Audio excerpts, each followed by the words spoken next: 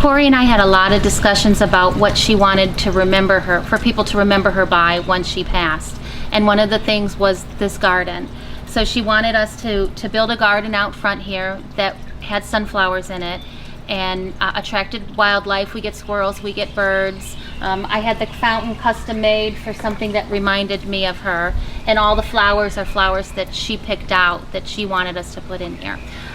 Building the garden for us was one of the ways we got through the grief right after she passed away. We put all our time into building this to remember her and give other people a place to be able to come and remember her and feel close to her as well.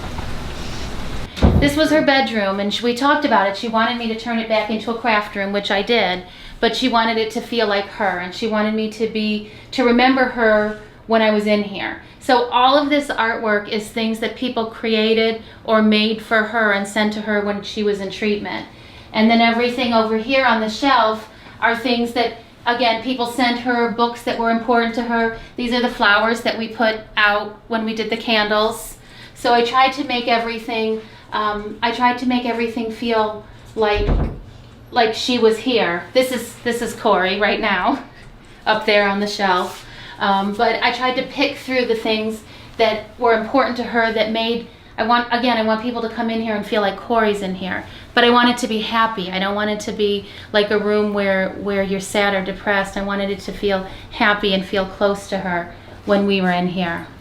So there's a lot of people who went into making this room how it is. That and sent it to her. And this tile, one of the doctors that I work with, her daughter's like 7, and while they were home, she asked her to make something that might make me smile. And all she told her was that she liked sunflowers. So one of the doctors that I work with, her like 6 or 7-year-old daughter made that. So it's just special that there's so many people that she touched that felt the need to send her things, and I wanted to be able to continue to display all those things. And the wall's growing. It stopped here. All of this has come after the fact.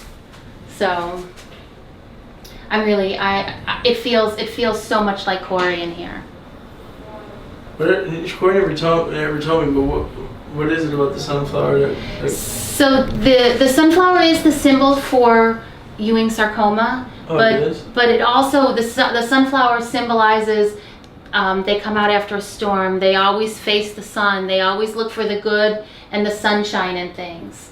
And you know, they say that when it's cloudy out, sunflowers will face each other to draw energy from each other.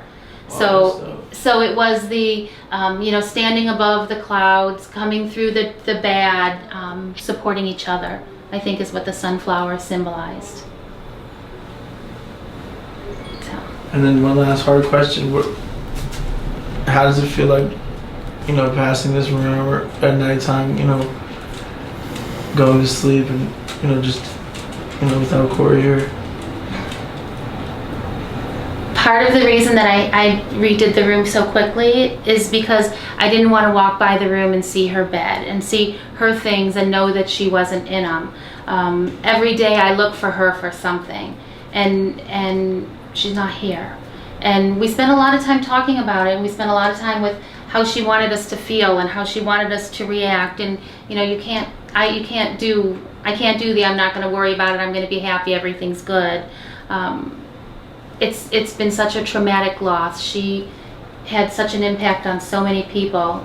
They say that sometimes it takes people 100 years to make a difference. Cori did everything she needed to do in life in 27 years. So, but there's days that I'll just come in here and sit in here and just cry because it's a safe place and she's here. So.